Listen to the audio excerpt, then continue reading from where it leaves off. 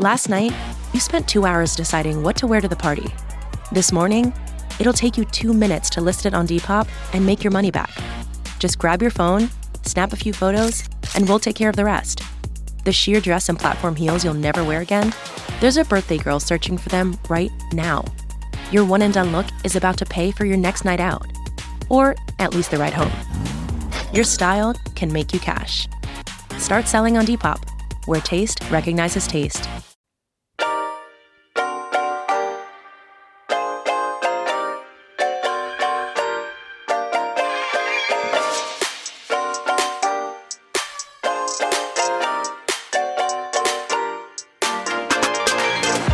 Welcome to the RuPaul's Drag Race recap show for season 18, episode 14, titled Good Morning, Bitches. My name's Joe Batanz, and I am joined, as always, by our very own morning bitch. From the podcast Bravo, Bravo, effing Bravo, please say good morning, bitches, to Mr. Nathan Patrick Brown. Hello, Nathan. Good morning, cunt. Good morning. How you doing? I just saw this thing about Australians where it said Australia's the only place where they say good morning cunt as a term of endearment, but good morning mate or something like that. Good morning, but like good day mate to someone they want to fucking beat the shit that they hate with all their heart. Sure.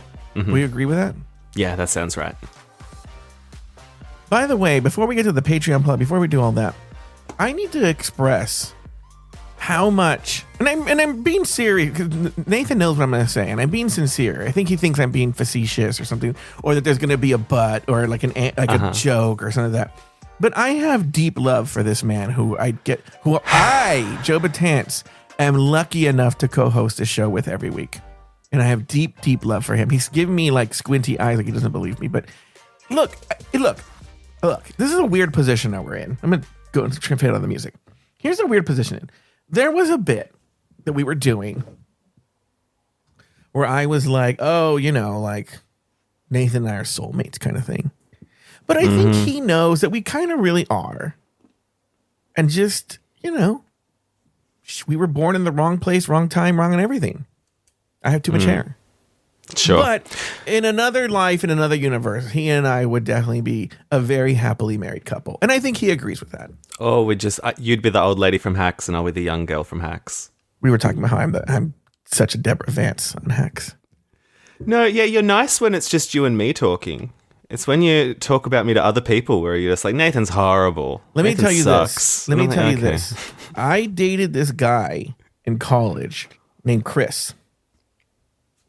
I wouldn't call him the love of my life. At the time, I would have said love of my life. Now I'm like, he was pretty fucking. He might be. It's a tough competition, but I'm gonna say he might be hands down the hottest person I ever dated. Right? Oh yeah. And I fucked that one up. I've always admitted I fucked that one up. Blah blah blah blah. Right? But there were certain outfits, Nathan, that I wasn't allowed to wear because he said, I don't know what it is, but when you wear that outfit, you are a total fucking asshole. What? Right? Oh yeah. There were outfits that he said, and he there was one in particular, these gray slacks with a black sweater, that he called it the asshole outfit. Is that just because you were feeling your oats in it? I don't know what it was, but he said things like you. He said things that in private, I'm very sweet and very nice, but then in public, I'm not nice. Jonathan, my friend, used to say that. Well, Jonathan felt, and this is we were friends for a long time, but during the era when I was doing stand-up comedy, he hated stand-up comedy. He thought that everything I did, and when I wasn't on stand-up, I was always trying to find a bit. He's like, I don't know what this is. You're being an asshole, and you can hear you trying to find a bit, like to do a new stand-up comedy routine. And that isn't the case anymore, or do you think I'm always trying to do a bit? Anyway, before I be mean and Deborah Vance, I'm going to say I love this man with all my heart. Yeah. All right. But everyone go listen to Just Between Us Girls where Joe says something and I go, okay. And he goes, you go, if this was Laurie, that would have been a 20-minute bit. So well, it's again, like, guys, I think maybe you do try and find you know what? bits. Then you know what? Fuck you. Do. You're right. Go listen to Just Between Us Girls and see how I handed Nathan a gift.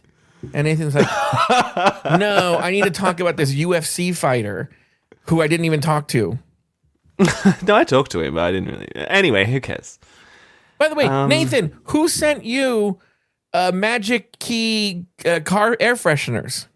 I know, and that is the most romantic thing anyone's ever done for me. That's really nice. I'm not joking. Like, it's not a thing. We are adults. We are gay male adults, right? Mm-hmm. I can say very confidently, and it doesn't mean anything, that in another universe, in another dimension, you and I would be married and very happy together. It's not going to happen. It's not a thing that I'm hoping this happens. It can never happen. He lives on the other side of the world. I'm not bald, and I'm about, I don't know, 15 years older than him or something like that, right? We don't think that matters as much, but there are so many reasons why it doesn't happen, right? Yeah. But I'm just saying, personality wise, like in other words, if we were like souls without bodies, right? Because in a soul, there's no place or time or anything like that, right? You and I are kindred spirits. How fun would it be to go to the theater together or go to Disney? Well, we've been to Disneyland together. Oh God, we'd laugh. We'd have fun. We have so much fun at Disneyland. That is true. That's all. So if I have that much love for you, why do you think I don't like you? Because I listen to your other shows. Don't stop listening to those shows. I didn't know you listened. If I knew you listened, I wouldn't say anything. Yeah, I think all co-hosts should just not listen to other shows. I think that should be the blanket rule. By the way, I'm just going to tell this story on the air. I should have told it just between us girls, but I'll tell it here. So I'm talking to this Humble Pie, right? And Humble Pie in the past and even now has done so much for Afterthought Media that she deserves, just like the co-hosts get, this, free content, right? Yeah. A gifted content. But the problem is, the way Patreon work, because expensive tier has a set number of patrons that can do it, it won't let you gift that tier. So the biggest tier I could give is exclusive. Oh, she's a member of expensive tier. Oh. So I was talking to her and I said, listen, how do you want to solve this? Because I want to send her an air freshener. I want to, reward you for all the work you've done. I want to gift you a membership. But if we do that, you're going to have to, she's super quiet the whole time, right? I thought I was doing Just Between Us Girls with you. And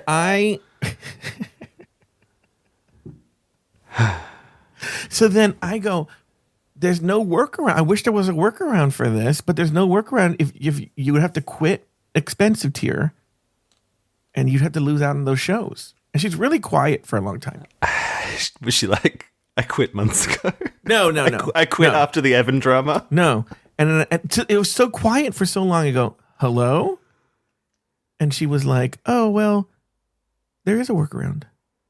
Oh. And I go, what? And I think, what I think it is? I think she thought I knew the workaround, but I'm a big dummy. Yeah. I don't know shit because her workaround was so obvious, right? She goes, you can create a tier on Patreon that no one has access to, which she does. She's right. I can. And then you can just gift us that tier. And then they get all the shows into that tier. Yeah, okay. Yeah, that makes sense. Why didn't we think of that before? I go, that is a good idea. So that is what's going to happen. But unfortunately, for most of the co-hosts, I have to wait till 2027 because your subscription has to run out. Oh. And I won't be a co-host by then, so. No, you're going to be a husband. All right, here's what we're going to do. What tier is that? The M tier. It's just called the X tier. There's exclusive, expensive, executive. It's just called X. And that tier, there's not like a capped limit on that one. It's not capped. No, in fact, there's a ton of people there, actually. And by the way, when I say ex, I don't mean it's not even necessarily people who I dated. It could be ex-friend, situationship. Yeah, Evan's there, Jeremy's there, Luke Stamen is there. Oh, you want to hear some tea, by the way? Yes. I like when you talk shit on other people. This is great. I don't want to say any names, but Adam Burns, he and Daniel run this Pride 48. Oh, yeah. He told me that a former prominent listener of Afterthought who went on to become who left Afterthought and went on to become a prominent listener at Pride 48 has quit Pride 48. They don't know why. Once a quitter, always a quitter. Yeah. So, and we're like, well, I don't know. Who knows? All right. Why don't we do this? Why don't we take a break? When we come back, we have a lot to talk about, actually. Believe it or not. But none of it has to do with the show. All right. Here we go.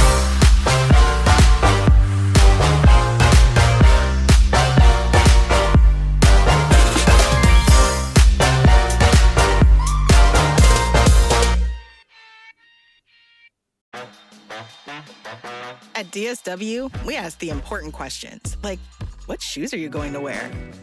Whether you're prepping for wedding season, festival season, or just planning the ultimate vacay, the right shoes can make or break an RSVP. So own the moment. You've got big plans, and we've got just the shoes. At the perfect price, of course. Get ready to get ready with Designer Shoe Warehouse. Head to your DSW store or DSW.com today, and let us surprise you. This episode is brought to you by Palmolive. Family time isn't just the big moments. It's weeknight dinners, sitting around the table, everyone talking all at once. So when the plates are empty and the sink is full, use Palmolive Ultra. Palmolive's most powerful formula removes up to 99.9% of grease, leaving your dishes sparkling clean. And the new convenient pump makes cleaning even easier, so you can spend less time tackling dishes and more time together. Shop now at palmolive.com. Pepsi Prebiotic Cola in original and cherry vanilla. That Pepsi taste you love with no artificial sweeteners and 3 grams of prebiotic fiber. Pepsi Prebiotic Cola. Unbelievably Pepsi.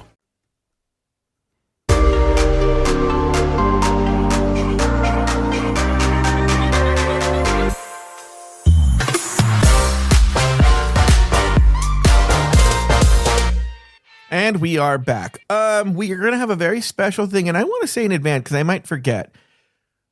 So I did go to ChatGPT early last week or the week before, something like that, and I had ChatGPT give me the rundown of everything that, about the final 4 predictions that we made from Meet the Queens, right? Oh, yeah. And then I forgot to do anything with it. I did it so long ago, right? And I didn't go back. And then I got the outline from this week, and super producer Scott Dreyer did it all for us.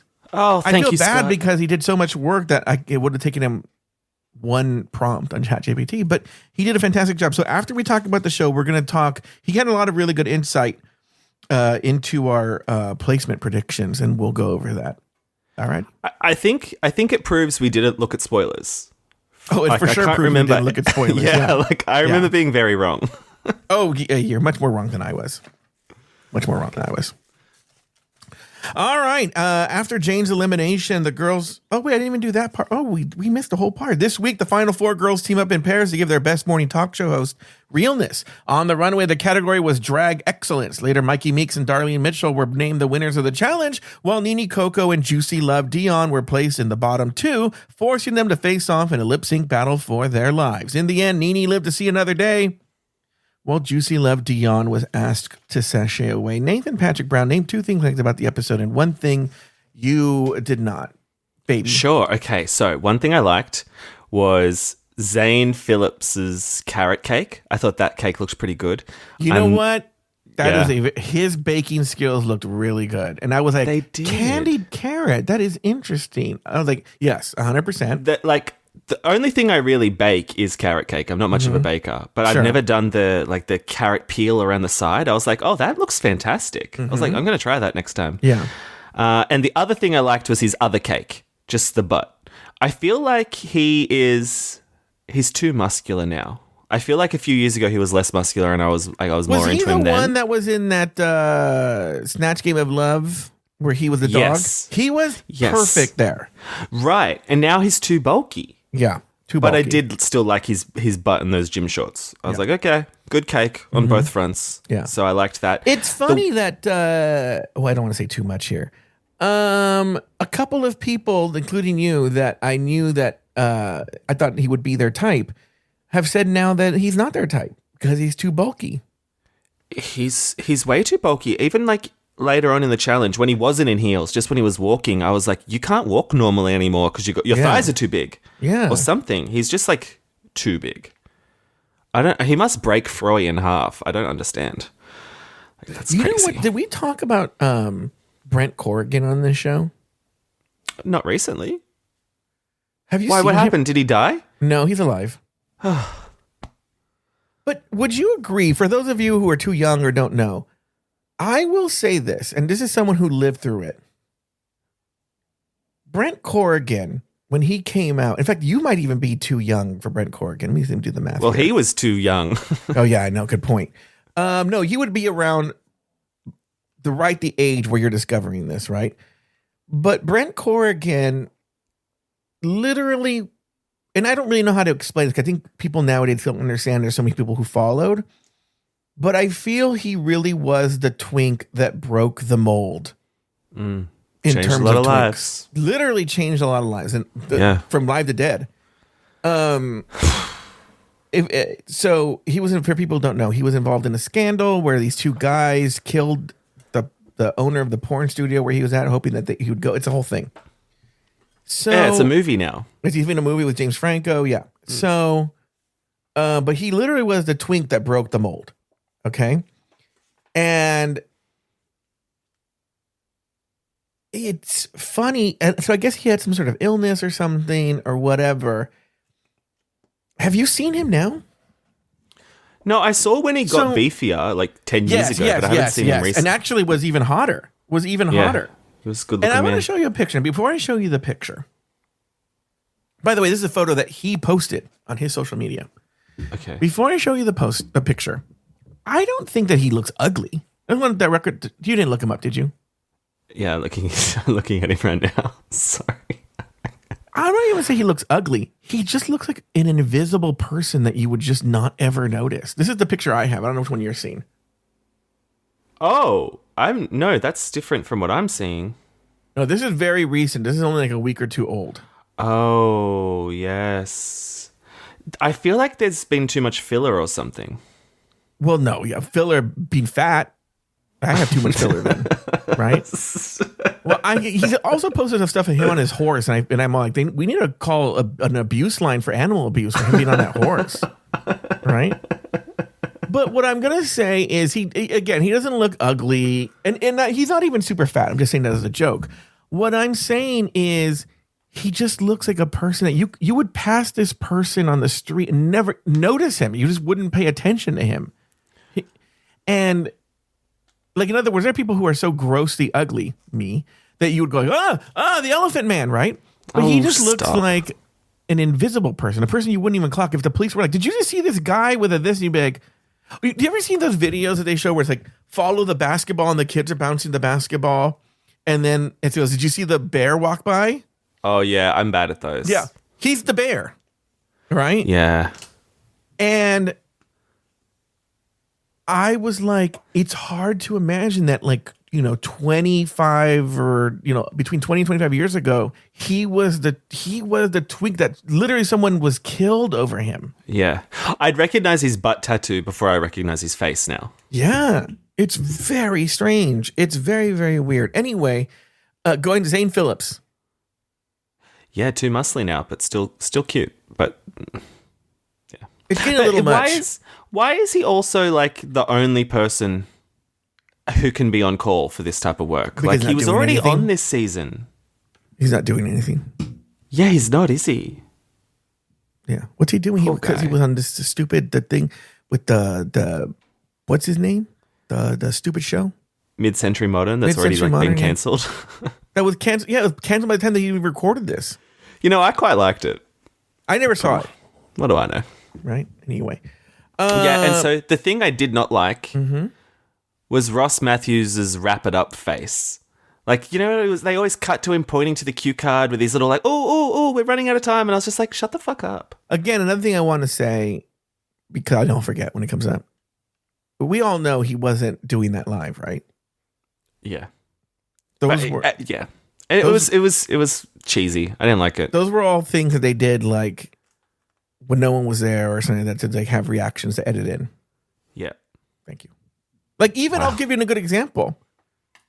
Season 10, you guys can go look for this. Going either out commercial or into commercial for a long hold. You see me and Evan in the center of the screen. We're the focus of the screen, laughing and applauding, right? Yeah, they made us film all that before the show. That wasn't happening live during the thing. Thank you. Yeah, so is there anything in particular you liked or didn't like about this episode? I really liked that I got to recap it with you. Yeah, sure. Well, don't get used to it. Do you guys see how he says it? After Jane's elimination, the girls walk into the workroom to decompress and de-drag. The girls give an emotional farewell to Jane Don't and reflect on their own positions in the competition. The next day, RuPaul enters the workroom to announce this week's Maxi Challenge. Working in pairs, the girls will co-host a fictional hour of the fictional morning talk show, Good Morning Bitches. After the announcement, the girls awkwardly broke into two pairs composed of Mikey and Darlene, that's pair 1, and Nene and Juicy, pair 2.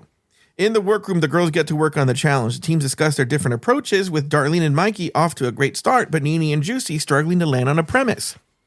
Next, the girls each sat down with RuPaul for a tic-tac lunch. Ru, dressed in a smock, painted AI portraits of the girls while also psychoanalyzing them. Nene has a mechanical approach to the competition but needs to show more humanity. Juicy shares that her father has come around to accepting her drag career. Mikey compares herself to a Pokemon. And meanwhile, Darlene shared her struggles with sobriety and her family.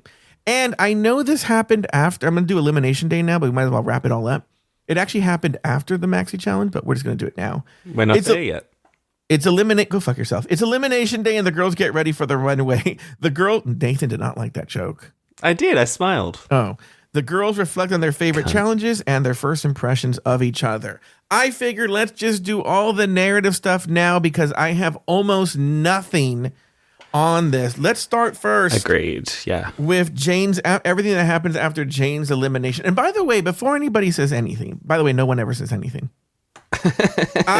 No one's once in the history of this season, I'll say, has anyone written in and said, I wish you would have done this. Nope. Yeah. No one said a goddamn thing, but I'm still going to say it. This is a thing. I'm not blaming the episode, the show, or the cast, or the season, or the producers. This is just the nature of the show in the last filmed episode is always like this. So there's nothing crazy here. So anyway, go ahead. Anything after the elimination? Well, I enjoyed the switch up where they were crying about Jane at the mirror. And they were all very sad for her. But then as soon as they sat on the couch, they were like, yay, Jane's gone. Our lives just got so much easier. I'm going to jump in here and I'm going to say, I just love too, if you look at it, when they are crying about Jane, it's always about all the things she did for them. Yeah, I was surprised by that. They're like, we're going to miss Jane because she used to help me. Anytime I needed somebody, she was there, which are noble things, but it was never like, I'm sad because Jane really wanted this, and this is sad that she lost. No, they're thrilled. Yeah, they're like, it's all about what she did for them. Yeah, it makes me wonder if Jane will be Miss Congeniality. Oh, I think for sure she will be. Don't you think? Yeah. She's not going to win this fucking Lollapalooza. Surely not. Yeah. Not now the juice is in the mix. Yeah. Which Lori didn't understand that. She was like, I don't know. I think I'd rather win the competition. I'm like, would you? Well, she was never going to win the competition. Yeah, that's what I'm saying. They actually did her a favor. Now she can win some dough. And, Yeah, they kind of did, actually, yeah. Yeah. She should thank them. We're not there yet. $50,000. Yeah. But that's all I've got for after the elimination. All I have, too. The next day, I have nothing. Yeah, I will just say it felt weird that they're doing an acting challenge for the final four, like in pairs. Like it just felt anticlimactic. Like as Juicy said, let's do a music video. It just felt like, I don't know. It just felt like an every other week. Yeah, it did. Like a dumb acting challenge again, yeah. It's just like we've already got boring queens and now we've just got a boring challenge. I mean, it was a fine challenge. Should have been a great challenge 2 weeks ago. People were complaining there was no ball this year, and they're like, this would have been good for a ball. Yeah, did we not? We had a few design challenges though. Like, yeah. So I'm not missing a ball, but I don't know. It felt like a thud to end on. I don't really. I mean, I thought I actually, and I talked about this in my last episode. I found the episode pretty entertaining, to be honest with you. Oh, you did? Mm-hmm. All right. The workroom. Do you have any thoughts on the workroom? No. I've got some thoughts on the Tic Tac lunch. Okay, so it's good. Let's jump to the Tic Tac lunch. What do you have to say there? Well, it was pretty boring, but I did I did roll my eyes when Darlene and Rue started talking about Alice and Flo. I felt like I was listening to an episode of you and Taylor talking. I was doing something, so I couldn't write a note about this, but I was like, oh, Nathan. No, I thought it would be good. And like now Nathan gets the reference. I got it when you explained it the first time, but I just feel like you guys always talk about fucking Alice. Notice this. We talk about Alice, and it came up on the show. Yeah, so you guys and Rue are very similar. Yeah. Alice, look, here's the deal with Alice. Oh, here we go. The show is very corny, right? It's literally a show written by the people who wrote I Love Lucy, okay? So if you know that, you can tell when you watch this show, right? Uh-huh. And when I was a kid, they just showed it all the fucking time on television, like in the morning or something like that in the afternoon. Right. I don't know when, but I saw like this show so many times, right? Oh, you did? Yeah. So like it's ingrained in my brain because of all the times it was on there. Yeah, and Flo used to say like, Mel, kiss my grits. And did it have like a theme song? Yeah, I go ahead. I used to be sad. Dun, dun, I used to be shy. Dun. But every season it changed and the lyrics changed too. Funniest thing, fun. The saddest part is I never knew why. Working myself for nothing was my favorite sport. I had to get out and start enjoying 'cause life's too short. There's a new girl in town and she's feeling good. There's a fresh, freckled face in the neighborhood. There's a new girl in town and there's one line I forgot. Dun, dun, dun. And this girl's here to stay. With some luck and love, life's gonna be so sweet. Now, here's another thing. Here's another tie-in I just realized. The star of Alice was a woman named Linda Lavin. Oh, who was on Mid-Century Modern. On Mid-Century Modern. I think Nathan Lane's mother. Yeah, and then she died halfway through. Yes, she died halfway through. She died before the show died. Yeah. She was pretty good on that show. Wait, so she was Alice? She was Alice. Who was Flo? A woman who just passed away, actually, named Polly Holiday. Holly Holiday? Polly Holiday. Holly Holiday was Gwyneth Paltrow's character on Glee. No, this is Polly Holiday. Okay. Who, I'm trying to think, there was actually something recently where people might know her from, but another people might know her from, in the movie Gremlins, she was like the mean old lady who gets thrown out on that little like stair thing or whatever. You know what? I don't think I've seen it. Oh, yeah. It's one of those movies that, and this happened in the 80s, which was my time. And for my generation was definitely very scarred in that, like, I've talked about this. She was in The Parent Trap, the one with, what's her name? Lindsay? Yeah. Who was she in that? She played Marva. Must have been like a grandma or something. Marva. Let me see. Marva Culp Sr. I don't know who that is. All right. So, in the 80s, there were a lot of movies that were like, they had children in them. So they were like, oh, these are kids' movies. They didn't really make movies for kids. But they were really like very scary. And Gremlins was one of them, right? It was kind of sold as I think it was sold as a movie for children because there was like a cute element to it. But it's actually very frightening. It's a very frightening movie. And they made a few of them, right? Yeah, but the first one is really the best one. Okay. Did you have any other thoughts on the Tic Tac lunch? No, they were pretty boring. And I didn't get outraged at the AI artwork. I've seen commentary being like, how fucking dare they use AI art and not like highlight some queer artist? I'm like, well, it was a bit. Like they were never going to do it unless it was AI art. I'll tell you exactly what happened. Please tell me. They filmed this clearly right around the time that ChatGPT did that update where they allowed you to very easily do AI art. And they were probably playing around with it. Like, oh, this would be so funny, right? Because I did a bunch of those when it was like a new thing, you know? It was right after Lori's wedding, which is right after when they started filming this. And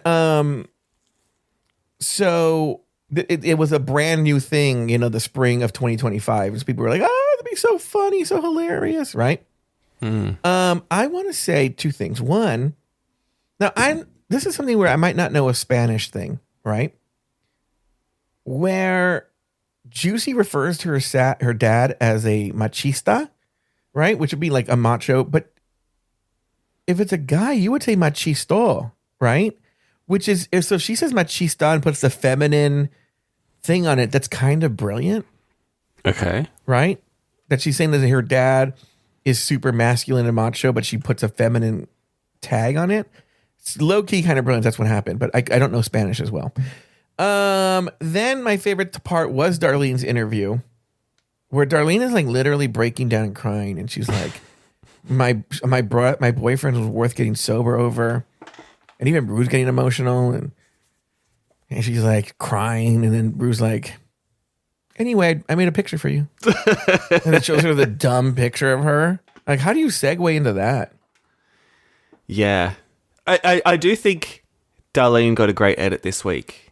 In that, Rue was having the most fun with her and connected the most with her. Mm-hmm. It's, dare I say, winner edit. Dare you say winner edit?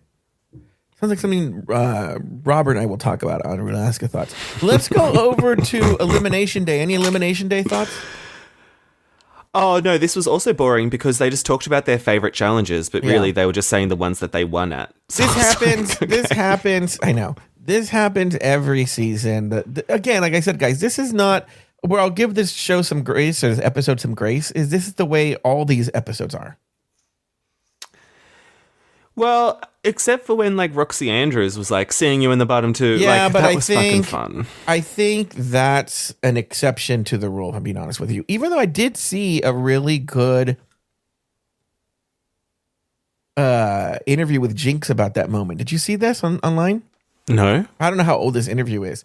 Someone was interviewing Jinx, and I don't know if they're asking about that moment specifically because the TikTok started in her explaining the story. But she was saying how there was a lot of tension in the room, and Alaska left. Oh, to go, not left. She's left the workroom. I don't know, maybe to go do her. I don't know. Jinx says where she went, but I don't know where she went. Right. So it's just Jinx and Roxy in the workroom getting ready, and she says it's like dead silent. Like there's no one talking. Right. Yeah. It's just really awkward, really uncomfortable. No one's talking for a really long time. And one of the producers comes up to Jinx and is like, hey, listen, start talking to her. Right. And she's like, no, we're like not getting along. This is really awkward. And she's like, just do it. Just talk to her. Like say, like ask Roxy, what was your favorite part of the show? So Jinx is like, okay, Roxy, what was your favorite part of the show? And she goes, seeing you in the bottom two. And Jinx is like, you see? Well, there you go. There you go. This is why I didn't want to say anything. And that was a really good story. But it was good TV. It was. All right, let's talk about the Maxi Challenge. First, let's talk about the first two people, which were that we saw, Juicy and Nene. What were your thoughts on this? Well, I thought they did better with the teleprompter. But also, who cares? Because is that a skill a drag queen really needs to have? Mm-hmm. Like, and it's a seashells. Like, it's kind of really basic. Yeah. But other than that, they were the inferior pair. I feel like when they started, they were just talking about like they were doing a bit where they're like, "Oh, you're in the bottom," and she's like, "Well, I've been in the bottom a lot." And I'm like, "Why are you talking about this? Like, why are you starting the show recapping how shit you've done lately?" Like, that didn't make any sense to me, and it's not Like, of course it's what they care about, but it's not funny. It's not cute. It's not interesting. And I was just like, that's an odd choice. But then, the other two, they just talk about the weather, but it was more entertaining. Yeah, I mean, I did enjoy Juicy going this sexual direction. I know she got red for that. But I thought, really? Oh, that's interesting. Okay. Well, when Zayn was like, yeah, I eat turkey and I eat beef, and she's like, what about us? I was like, okay, yeah, that's what we want to know. Does Zayn rim? Like, let's talk about that. What do you think? Do you think he rims? I'm sure he does. Yeah, I'm sure he does. Also, here's it. No, never mind. I'm not gonna say that. Okay. Say it. No, I'll tell you off the air. Okay, let me make a note. Yeah, make a note. And then when you get off the air, you'll be like, so what were you gonna say? I'm like, what are you talking about? And you were gonna say something when we were talking about. I have no idea what you're talking about. I have no idea. This. All right. So here's what I'll say. First, let me talk about Nene. Okay. I just realized a year ago, if I heard that 2026 Joe would say, let's talk about Nene, that would make no sense to me. Anyway, let's talk about Nene Coco. Rue really did read her very well on the Tic Tac lunch when she said that Nene was, her being a mechanical engineer explains so much because she's very, exact and process oriented, but she showed no humanity. And I think we see that. It's funny that we see that in this thing is that she is so paranoid that everything has to be pre-written. Everything has to be written down. There's no room for any kind of improv or anything on her end. And it actually reminds me of a RuPaul moment. It reminded me of a RuPaul moment when she was had a run-in with the legendary comedian Milton Berle at the MTV, I don't know if it was the Video Music Awards, the Movie Awards, or whatever. Oh, God, when would that have been? Oh, my God, early 90s. Yeah. And it's actually really uncomfortable if you've ever seen it. And I guess before the show, this was very Milton Berle. He went up to RuPaul and he said, listen, I'm going to say this, then you're going to say this. And then I'm going to say this, and you're going to say that. And then blah, blah, blah, blah. He wanted everything scripted.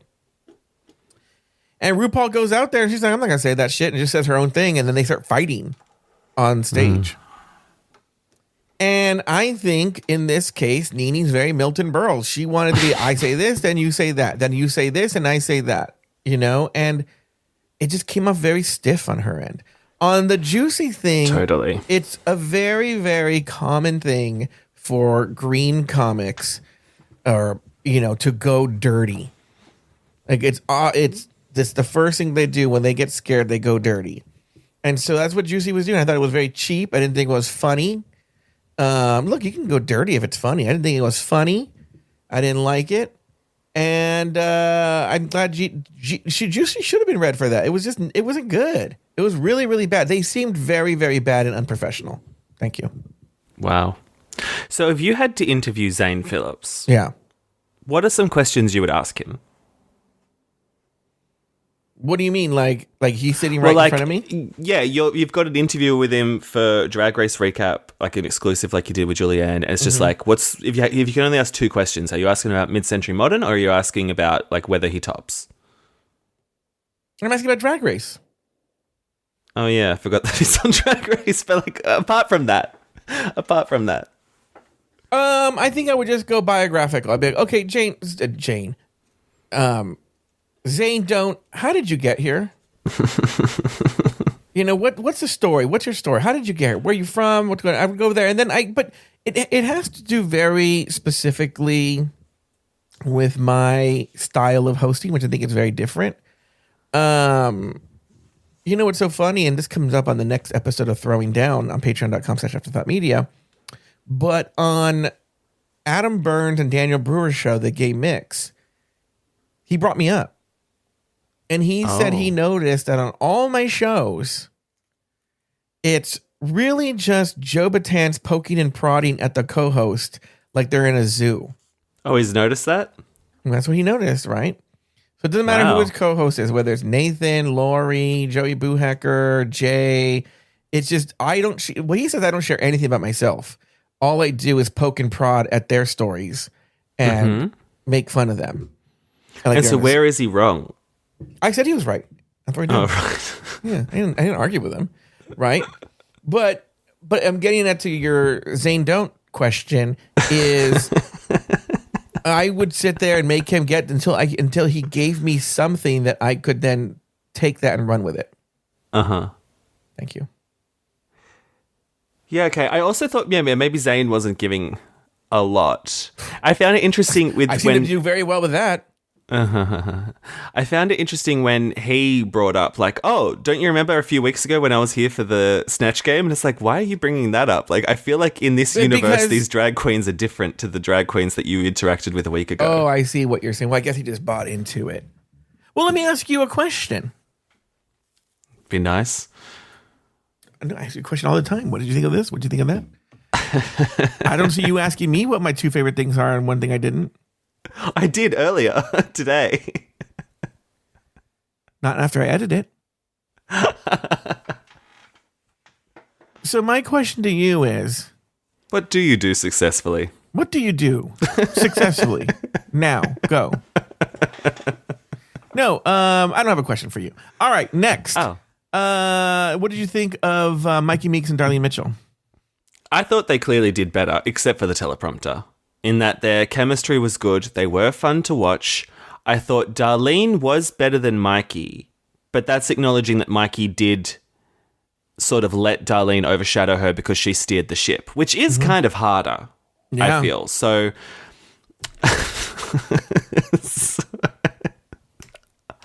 Do you want to expand on that, Joe? No. You're saying everything I feel too. Oh, yeah? Mm-hmm. Cool.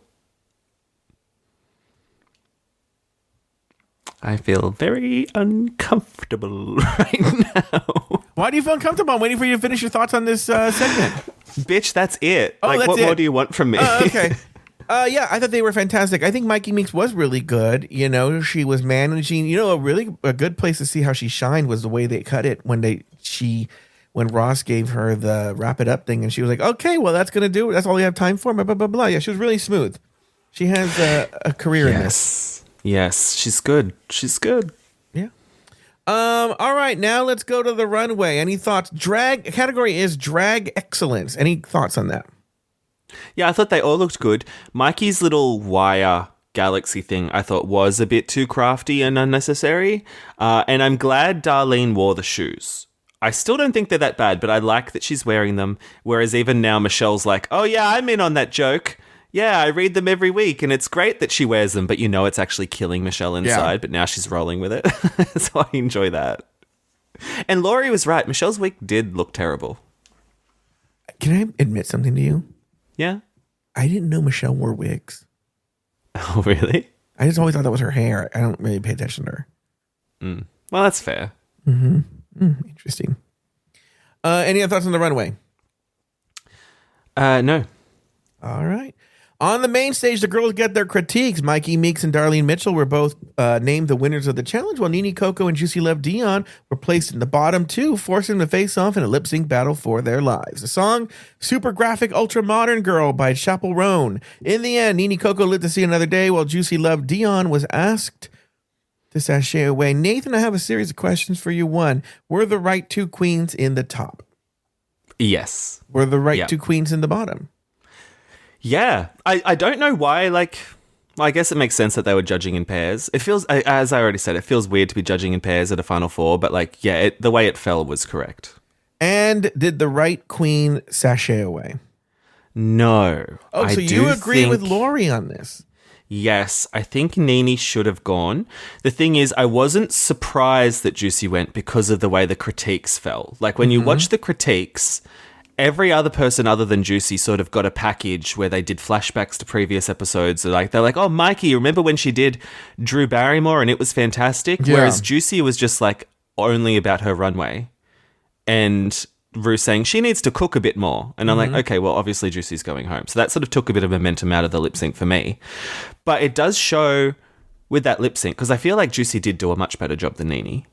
And it just shows the inconsistency week to week. Whereas, like, you know, last week we were like, well, Nene did better. Who cares about track record? And now it's like, okay, well, why did Nene stay this time when Juicy clearly outdanced her? But I do want to ask you, because you said somewhere in the big takeaway. Yeah. I think Laurie asked you this question, like, do you think Nene should have won, or do you think Nene was actually better than Juicy? And you said, I'll talk about it on recap. So I'm handing the floor over to you.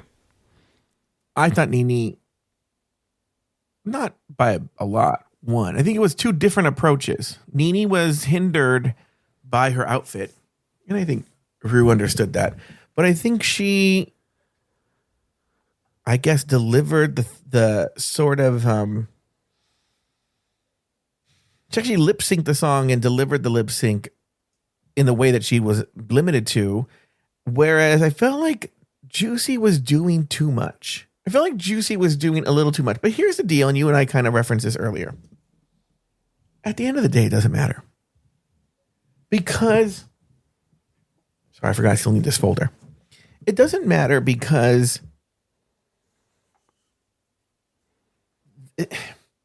Juicy wasn't going to win the competition. Okay? In my brain, it's between Mikey and Darlene. And it depends. And you know, everyone knows we recorded Rulaska Thoughts before this week. And so I'll just let you know right now. We go into big detail about who should, will, kind of, can win the challenge, blah, blah, blah, blah, between Mikey and Darlene, right? Nene's not even in the conversation. And so the best thing the show could do for Juicy is, and it might hurt, is release her so that she could compete in the Lollapalooza. Because what would have happened is Juicy would have gone to the finale, and who knows how they do the finale, and then been a non-presence and cut. Not a big deal, right? She wasn't going to win. So now she has a chance to be, she's going to be on the same number of episodes, because the Final Four Queens just sit in the workroom on Lollapalooza. So now she has a chance. She was even saying, I wish it was a music video. This dancing and lip syncing is what Juicy loves to do. So in a weird kind of way, Juicy won because now she has a chance to win $50,000. Nene's going to walk away with nothing. Well, won. That's true. But like, you know, let's see what happens next week. We've had like big dances in the lip sync. I'm not saying she's going to for sure win. Like, I'm not saying she's going to for sure win, but now she has a chance at it where she wasn't going to have a chance at it at all. Yeah, look, it's probably going to end up being a repeat of what we saw this season. It'll probably end up being Mia versus Juicy. And I think that was the best lip sync of the season. So I would like to see a repeat of that. Yeah. So so those are my thoughts. Yeah. I do agree. I feel like maybe what tipped Nene over the edge in this instance was that we had seen Juicy do those tricks before. And that's the curse of like lip syncing too many times. It's like, okay, well, it's not new and fresh, but I still think she did better. And then my final thought was that Tiana Taylor was really great. I quite enjoyed her. But then when she compliments the judges on their like positivity and treating the queens with love, I was like, okay, bitch, you weren't here last week when they destroyed Jane's dreams. Like, you haven't seen them be such rotted people to these queens. You came here on a good week. So maybe reserve your judgment. So funny, because by this point, Tiana Taylor was only on the show because she was on that stupid Kim Kardashian show. And now she's huge. Yeah. All right, so let's jump over to our annual How Did Nathan Do in our predictions. Not well, bitch. So here were our placements. We're going to go from bottom to top, okay? Yeah. So in our bottom 5, here's who I had.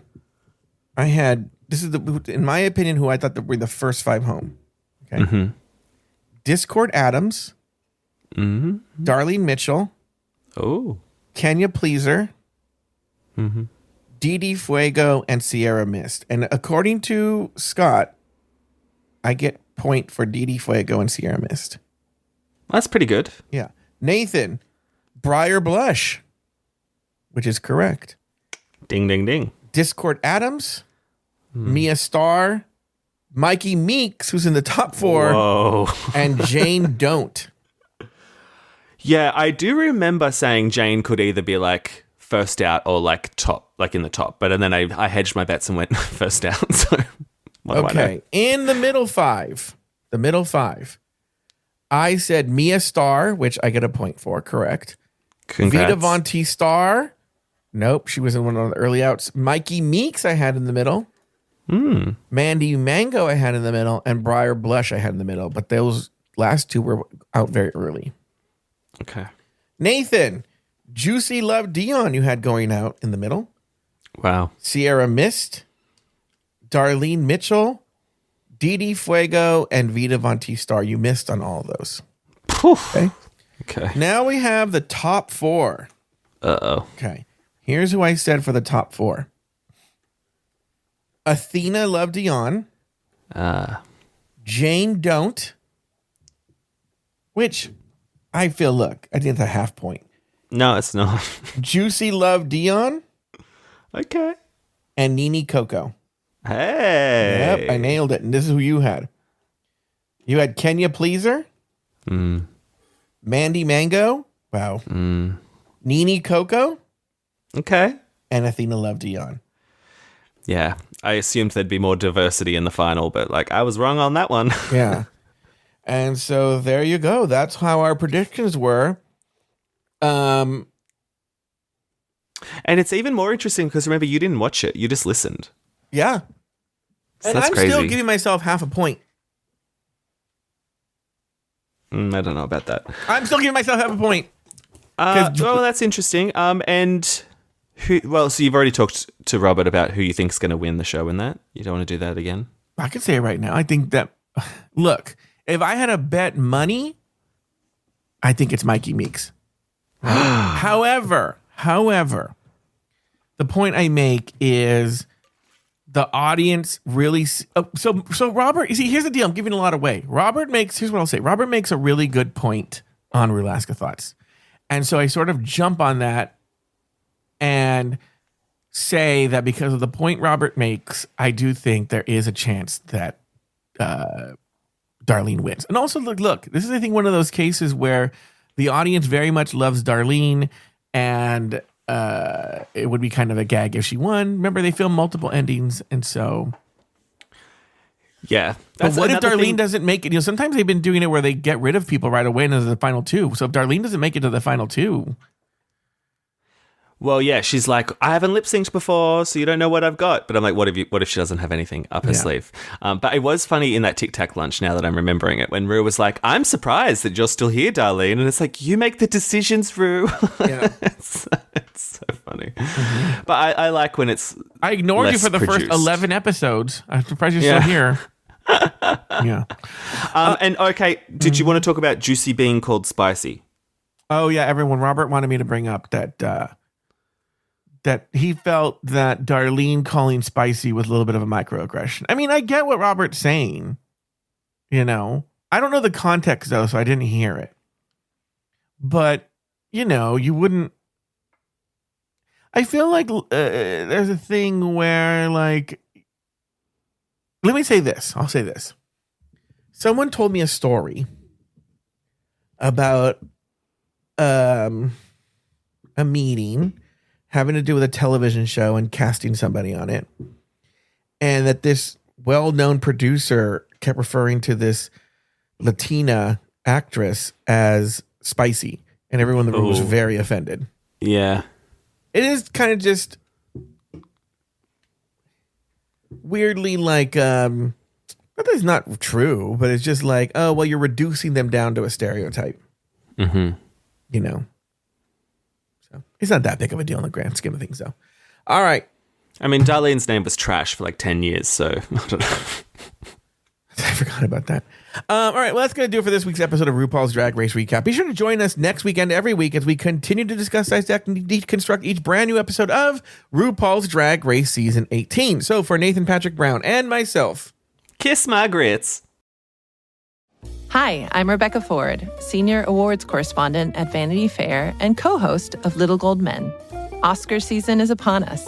Little Gold Men takes you behind the scenes of the race for the biggest prize in Hollywood. There's 100 wrestlers in the room. but only one can be Oscar nominated. Whether you're a movie lover or an industry buff, Little Gold Men from Vanity Fair has everything you need to know about this year's Oscar race. Follow and listen to Little Gold Men wherever you get your podcasts.